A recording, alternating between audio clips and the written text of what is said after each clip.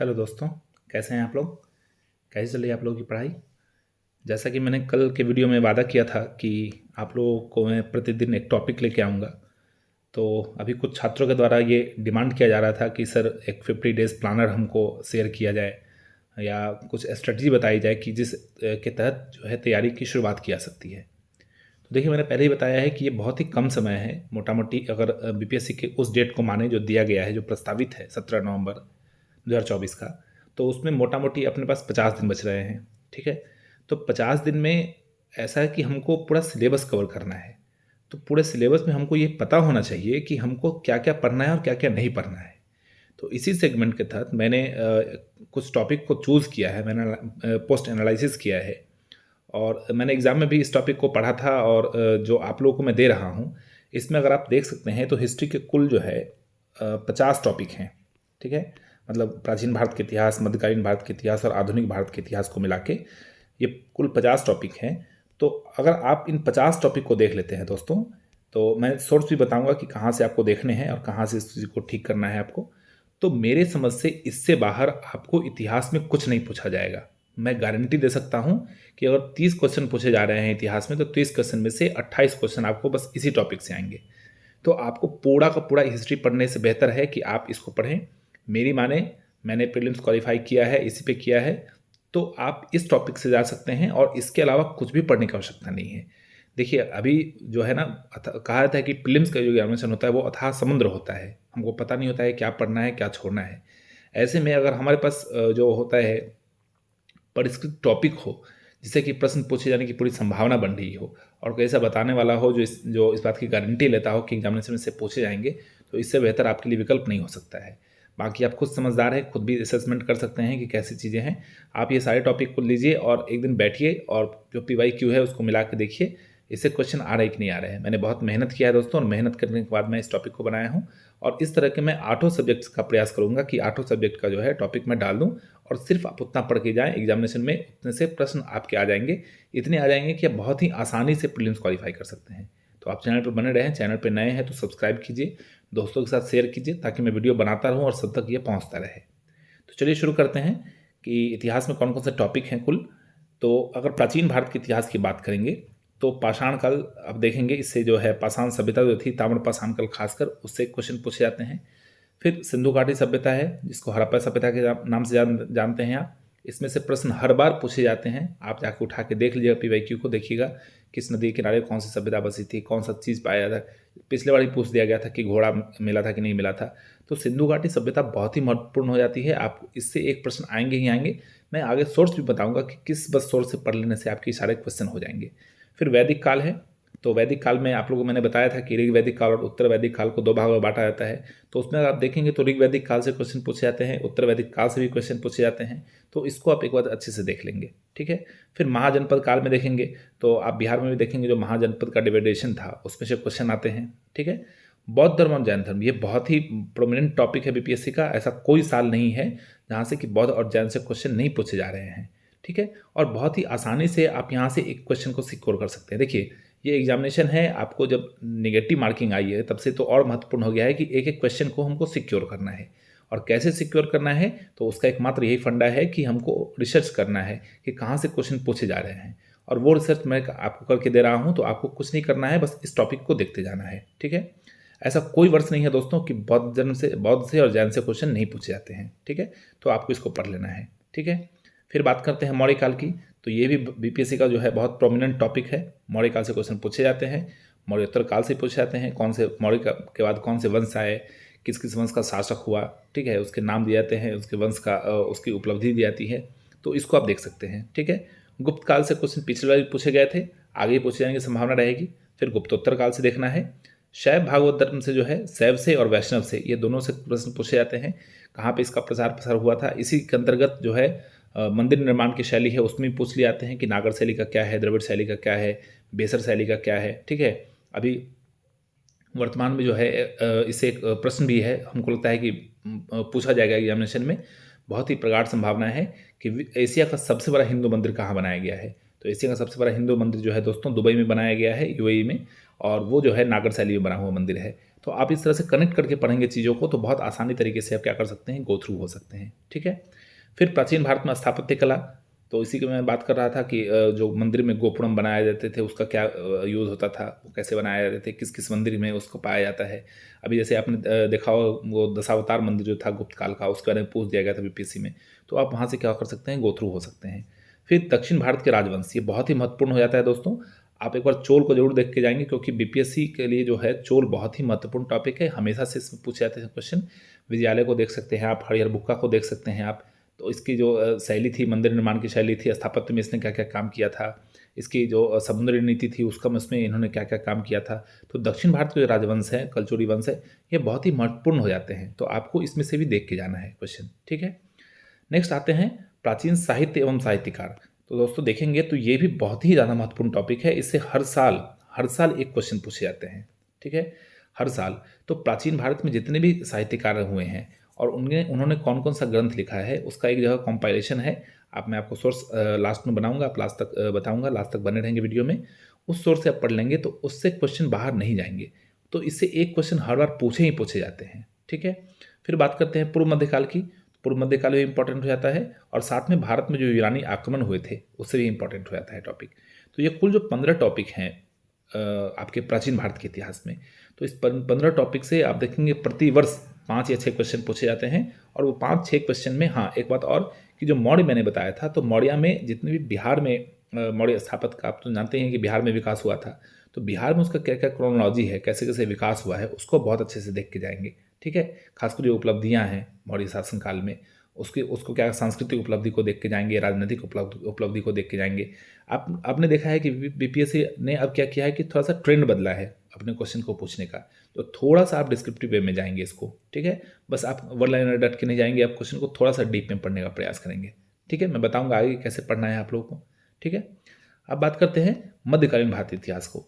देखिए दोस्तों, जो मध्यकालीन का जो मिडिवल हिस्ट्री होता है वो क्या करते हैं कि स्टूडेंट छोड़ के जाते हैं, जबकि मध्यकालीन भारत से बस कुछ ही टॉपिक है, इसको अगर आप पढ़ लेते हैं तो सारे के सारे क्वेश्चन उससे चले जाते हैं। ठीक है ना। तो आप मध्यकाल को बहुत अच्छे से पढ़ के जाएंगे, क्योंकि इससे क्वेश्चन बनने की संभावना बीपीएससी में हमेशा से रहती है। हो सकता है कि इसके सेगमेंट को बढ़ाया जा सके। जैसे आपने चेयरमैन सर का बयान सुना होगा कि उन्होंने बताया था कि इस पर जो है सारे सेगमेंट को समान रूप से वेटेज दिया जाएगा और उस तरह से क्वेश्चन बनाया जाएगा। तो किसी भी टॉपिक को छोड़ के जाना बहुत ही बड़ी मूर्खता होगी। और ये मैंने जो R&D किया है, अगर आप सिर्फ इतना को कर लेते हैं तो आप आसानी से 110 क्वेश्चन बना सकते हैं। ठीक है। तो शुरू करते हैं। मध्यकालीन भारत के इतिहास में अगर आप जाएंगे तो जो भारत में मुस्लिम आक्रमण हुई थी, ठीक है, वहाँ से शुरुआत करते हैं। फिर गुलाम वंश, ठीक है, उसके बाद खिलजी वंश, तुगलक वंश, ठीक है, और सैयद वंश। ठीक है। तो इसमें देखेंगे कि इन चारों से ये जो या फिर लोधी वंश जो है, इस चार जो 5 वंश है मध्यकालीन भारत के इतिहास में, इसमें हमेशा से क्वेश्चन पूछे जाते हैं। और आप देखेंगे गुलाम वंश में भी, तो आप देखेंगे कुतुबुद्दीन ऐबक, इल्तुतमिश और बलबन, इन तीनों से प्रश्न पूछे ही पूछे जाते हैं। ठीक है। खिलजी वंश में देखेंगे तो खिलजी में भी जो है क्वेश्चन पूछे जाता है। तुगलक वंश से भी देखेंगे तो पूछा जाता है, सैयद से भी पूछा जाता है, लोधी से भी पूछा जाता है। तो ये 4-5 वंश को आप देख लेंगे तो बहुत कुछ नहीं करना है, ब्रीफली एक बार देखते चलना है कि हाँ हाँ ऐसे ऐसे चीज़ें हुई थी, ये क्रोनोलॉजी है। एक क्रोनोलॉजी आप लोगों को बहुत याद होना चाहिए कि गुलाम वंश की स्थापना 1206 में हुई थी, उसके बाद जो लोधी वंश की स्थापना हुई तो वो कब हुई। लोधी वंश को ख़त्म करके 1526 में जो है क्या हुआ कि शुरुआत हुई मुगल वंश की। तो ये क्रोनोलॉजी आपको पता होना चाहिए। क्रोनोलॉजी पता होने से क्या होता है कि चीज़ें कि कुछ भी अगर घटित हुई है ऐतिहासिक घटनाएं, तो अगर आपको चीज़ें नहीं भी याद आ रही है, क्रोनोलॉजी पता है, तो आपको समझ में आएगा अच्छा ये सैयद वंश के समय में हुआ होगा या ये तुगलक वंश के समय में हुआ होगा। तो ये चीज़ें आपको क्या करेगी, परीक्षा में हेल्प करेगी। इसलिए इतिहास में जब भी आप पढ़ें तो थोड़ा क्रोनोलॉजी को पढ़ें। ठीक है। फिर विजयनगर साम्राज्य की बात करते हैं। विजयनगर साम्राज्य के बारे में आप देख लीजिएगा, बहुत अच्छे तरीके से देख लीजिएगा, क्वेश्चन पूछे ही पूछे जाएंगे। एक क्वेश्चन मैंने पीछे ही बताया था, प्राचीन भारत के इतिहास में बताया था मैंने, और यहाँ ही मैं बता रहा हूँ कि विजयनगर साम्राज्य आप एक बार अच्छे से पढ़ के जाएंगे। यहाँ से हर साल एक क्वेश्चन पूछे जाते हैं और इसको आप बहुत अच्छे तरीके से देख लेंगे। ठीक है। फिर है चोल, प्रतिहार, राष्ट्रकूट वंश, इसको भी अच्छे तरीके से आप देख लेंगे। ठीक है। फिर बात आती है मुगल काल की। तो मुगल काल जो है बीपीएससी का दोस्तों बहुत ही फेवरेट टॉपिक रहा है। हर साल बीपीएससी में मुगल काल से क्वेश्चन पूछे जाते हैं। और आप देखेंगे तो ये बहुत सारा शासक नहीं है, आप देखेंगे 2-3 शासक ही हैं, जैसे बाबर है, अकबर है, शाहजहाँ है, जहांगीर है, और बस इतने ये 4-5 शासक आप कर लेंगे। इसी 4-5 शासक से भी सारे क्वेश्चन पूछे जाते हैं। इसके बाद जो जो मुगल शासन व्यवस्था थी उसको आप अच्छे तरीके से देख लेंगे। साथ ही साथ मुगल काल में जितने भी साहित्य रचे गए थे, मुगल काल में जो संगीत की रचना हुई थी, उसको अच्छे से देख लेंगे, उससे क्वेश्चन पूछे जाते हैं। मतलब मोटा मोटी आपको पूरे मुगल काल को क्या करना है कि पढ़ के जाना है, ठीक है। फिर दक्षिण भारत के इतिहास को पढ़ लेंगे, भक्ति आंदोलन से पढ़ लेंगे, भक्ति आंदोलन से भी क्वेश्चन पूछे जाते हैं हर बार। और फिर मैंने बताया कि मध्यकालीन जो साहित्य और साहित्यकार थे उससे क्वेश्चन पूछे जाएंगे, ठीक है, उसको अच्छे से देख लेंगे आप। फिर बात करते हैं आधुनिक भारत के इतिहास में। तो भारत में यूरोपियों का जो आगमन हुआ था, ठीक है, तो उसका क्रोनोलॉजी एक बार क्या करेंगे कि समझ लेंगे, ठीक है। 1498 से शुरू करेंगे। और जो क्रोनोलॉजी है, ऐसे हर बार ये पूछा जाता है बीपीएससी में कि डच जो है अपना फैक्ट्री कब स्थापित किए थे पटना में, ठीक है, 1632 में। और उसके बाद जो जितना जो विकास हुआ है बिहार में खासकर, ठीक है, तो पुर्तगालियों का क्या था, डच का क्या था, अंग्रेज का क्या था, तो ये सारी चीज़ों को आप अच्छे तरीके से देख लेंगे। ऐसे आपने पिछले बार देखा कि कितना डीप में जाकर क्वेश्चन पूछा था कि महात्मा गांधी को किसने, कौन से रसोइये ने क्या किया था कि उनकी जान बचाई थी। तो थोड़ा सा आपको डीप में जाके पढ़ना है, थोड़ा सा न्यूज़ में अवेयर रहना है। वो जो प्रश्न था वो विधानसभा में उठाया गया था और वहाँ से सीधे उठा के क्या कर दिया गया था कि क्वेश्चन पूछ दिया गया था एग्जामिनेशन में। तो थोड़ा सा करंट से अवेयर रहें और चीज़ों को कनेक्ट करके पढ़ने का प्रयास करें, ठीक है। साथ ही साथ क्षेत्रीय राज्य जो थे पंजाब और मैसूर, उनके बारे में पढ़ना है। पलासी और बक्सर के युद्ध को आप जरूर पढ़ लेंगे क्योंकि इससे क्वेश्चन हर बार पूछे जाते हैं। इसमें जो संधि हुई थी, इलाहाबाद की संधि हुई थी बक्सर के बाद, उसको देख लीजिएगा, कौन कौन से इसमें शामिल थे, क्या क्या कॉन्सिक्वेंसेज हुए इसके बारे में, ठीक है, उसको देख लेंगे आप, ठीक है। 1857 से पहले जितने भी आंदोलन हुए हैं, 1857 जो है वो एक क्या कहा जाता है कि मिड पॉइंट माना जाता है भारतीय स्वतंत्रता संग्राम का। तो उससे पहले जितने भी आंदोलन हुए हैं, बिहार में हुए हैं या भारत में हुए हैं। हाँ, एक बार मैं और बता दूं आपको कि जब भी आप इतिहास को पढ़ें तो बिहार के पर्सपेक्टिव में ज़रूर पढ़ें कि उससे पहले बिहार में कुछ हुआ था कि नहीं हुआ था, बिहार में किन किन लोगों का क्या क्या योगदान था, महिलाओं का इसमें क्या कंट्रीब्यूशन था, छात्रों का इसमें क्या कंट्रीब्यूशन था, वकीलों का क्या कंट्रीब्यूशन था। तो इसको बहुत अच्छे से तरीके से पढ़ लेंगे आप, ठीक है। फिर 1857 का सिपाही विद्रोह, तो आप लोगों को पता है कि बीपीएससी का बहुत ही फेवरेट टॉपिक रहा है। बाबू कुंवर सिंह से हमेशा से इन्होंने क्वेश्चन पूछा है, लेकिन अब क्या है कि बाबू कुंवर सिंह से ऐसा नहीं पूछा था कि वो कहाँ से थे, ठीक है, और इसमें बीपीएससी ने पटना मान लिया था। तो अब थोड़ा सा डीप में जाके पढ़ना है कि बाबू कुंवर सिंह को आप अगर मेंस की आपने तैयारी की होगी तो एक क्रोनोलॉजी उन्होंने पढ़ा होगा कि वो कहाँ से शुरुआत किए थे और कैसे कैसे क्या कर अंग्रेजों को जाके उन्होंने दांत खट्टे किए थे। तो ये सारे क्रोनोलॉजी को एक बार पढ़ लेंगे, वहाँ से क्वेश्चन पूछे जाएंगे, ठीक है। फिर भारतीय राष्ट्रीय कांग्रेस का गठन और अधिवेशन, तो आप सभी को पता है कि भारतीय राष्ट्रीय कांग्रेस का गठन जो है 1885 में हुआ था और उसका जो अधिवेशन हुआ था, तो बिहार में अधिवेशन हुआ था, उसको आप अच्छे तरीके से देख लेंगे। साथ ही साथ जितने भी महत्वपूर्ण अधिवेशन हुए हैं, ऐसे मौलिक अधिकार जो पास किया गया, ठीक है, तो उसको आप लोग देख लेंगे कि जितने भी महत्वपूर्ण अधिवेशन हुए हैं उसकी अध्यक्षता किसने की थी और वो किस वर्ष हुआ था, तो इसको आप अच्छे से देख लेंगे, ठीक है। फिर बात करते हैं बंगाल विभाजन की। बंगाल विभाजन से क्वेश्चन पूछे जाते हैं। उसके बाद सबसे महत्वपूर्ण टॉपिक है महात्मा गांधी युग, जो 1970 से 1942 तक का माना जाता है। ये बहुत ही महत्वपूर्ण है दोस्तों। यहाँ से हर साल बीपीएससी में एक क्वेश्चन, दो क्वेश्चन पूछे जाता है। तो आप महात्मा गांधी को बहुत अच्छे तरीके से तैयार कर लेंगे, ठीक है। उनका बिहार में क्या कंट्रीब्यूशन रहा है, चंपारण से एक क्वेश्चन हर बार पूछा जाता है। इन्होंने पहली बार भूख हड़ताल कब किया था, ये पूछा जाता है। सविनय अवज्ञा में क्या था इनका रोल, भारत छोड़ो आंदोलन में इनका क्या रोल था। अगर आप बात करेंगे कि सविनय अवज्ञा में जब नमक कानून पारित हुआ था तो उन्होंने उसमें क्या क्या रोल था, उसमें बिहार के किन किन नेताओं ने भाग लिया था। तो ये सारे क्वेश्चन क्या होते हैं कि महत्वपूर्ण हो जाते हैं, इसलिए गांधी युग को बहुत अच्छे तरीके से देख के जाना है, ठीक है। फिर जनजातीय आंदोलन को देखेंगे आप, इसमें बिरसा मुंडा आंदोलन जो है, तो आप इसको बहुत अच्छे से इसलिए भी पढ़ लेंगे क्योंकि ये सारे क्वेश्चन आपको मेंस में भी काम देंगे।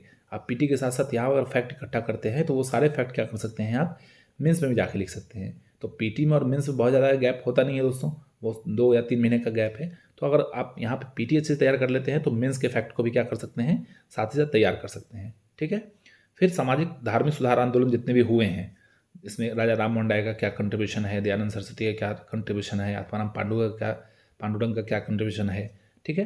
तो राहुल संकृतायन, ये बहुत ही इंपॉर्टेंट टॉपिक है, इनको आप देख लीजिएगा। इन्होंने घुमक्कड़ जैसे रचनाएं की हैं, तो इनका क्या कंट्रीब्यूशन है ये जरूर से देख लीजिएगा दोस्तों। और इससे क्वेश्चन हमेशा से पूछे जाते हैं और आगे पूछे जाएंगे, ठीक है।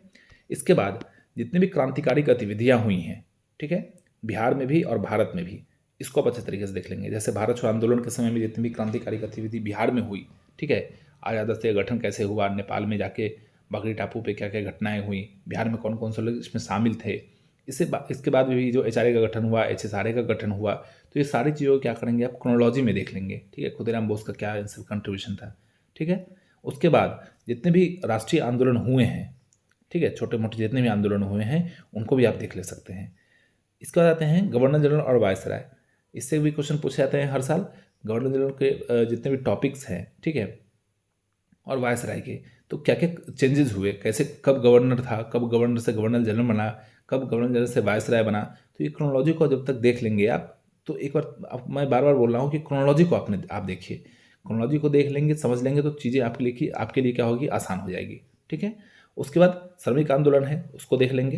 विभिन्न क्रांतिकारी संस्थाएं और संगठन हैं, उसके बारे में आप देख लीजिएगा। पत्र पत्रिका, समाचार पत्र और पुस्तक, तो ये जो सेगमेंट है 16 नंबर, आप देखिएगा कि बीपीएससी में जो है आधुनिक भारत में इससे खूब क्वेश्चन पूछे जाते हैं। ठीक है, कि जो है पत्र पत्रिका कौन सा गठन हुआ था, ठीक है, कौन सा जो है किताब लिखी गई थी, कौन सी साहित्य की रचना की गई थी, तो इससे खूब क्वेश्चन पूछे जाते हैं। कौन सा समाचार पत्र जो है बिहार से प्रकाशित हुआ था, उसके संपादक कौन थे, उसके रचयिता कौन थे, तो इसको आप अच्छे तरीके से देख लेंगे। ठीक है।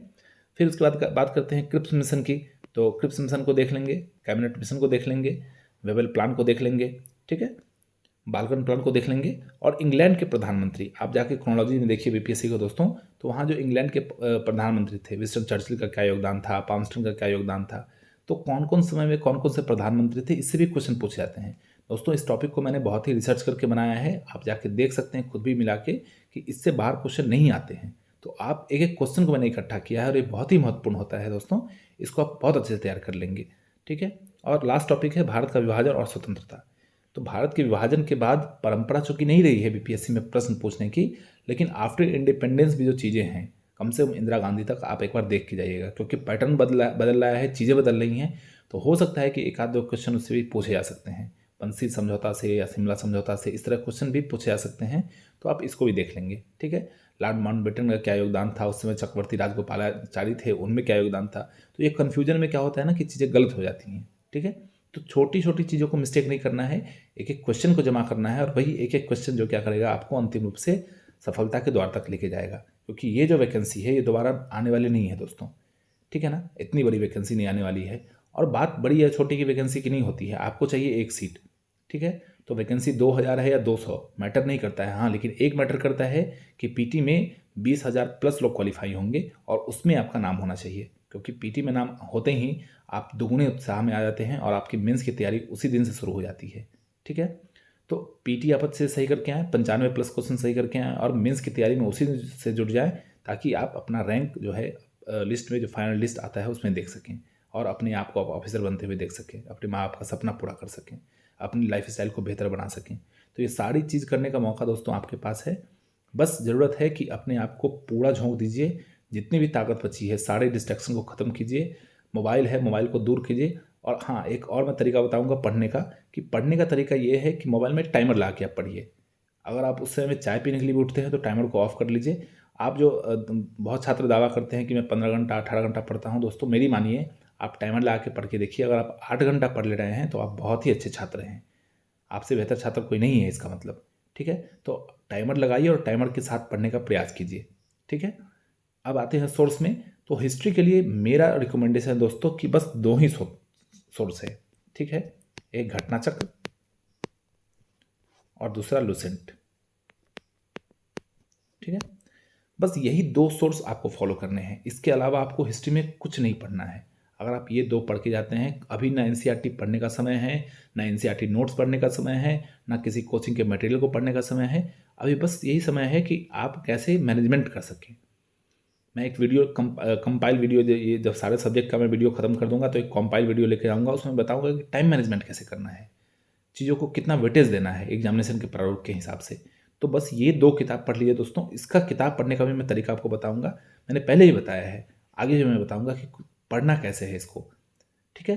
तो बस यही दो किताब को फॉलो करना है, और इस दो किताब से आपके हिस्ट्री के अगर 35 क्वेश्चन पूछे जाते हैं तो 35 में से 32 क्वेश्चन आप बनाने के कैपेबल होंगे आप। ठीक है। तो बाकी कुछ नहीं करना है आपको। आप अगर फॉलो कर रहे हैं हमको तो फॉलो कीजिए, अगर आप पहले से बेहतर कर रहे हैं तो पहले से बेहतर कीजिए, कोई दिक्कत नहीं है। किसी को फॉलो कर रहे हैं मैटर नहीं करता है। The matter of fact is that कि you have to crack this examination at any cost, by hook and crook. ठीक है। तो मिलते हैं अगले वीडियो में, तब तक के लिए पढ़ते रहिए। और कुछ भी क्वेरी हो तो आप मेरे टेलीग्राम चैनल से जुड़िए और वहाँ पे आप जाकर क्या कर सकते हैं, हमको डायरेक्ट सवाल पूछ सकते हैं, मैं तो उसको रिप्लाई देने का प्रयास करूँगा। ठीक है। अगर चैनल पर नए हैं तो चैनल को सब्सक्राइब कर लीजिए। मिलते हैं अगले वीडियो में, तब तक के लिए धन्यवाद।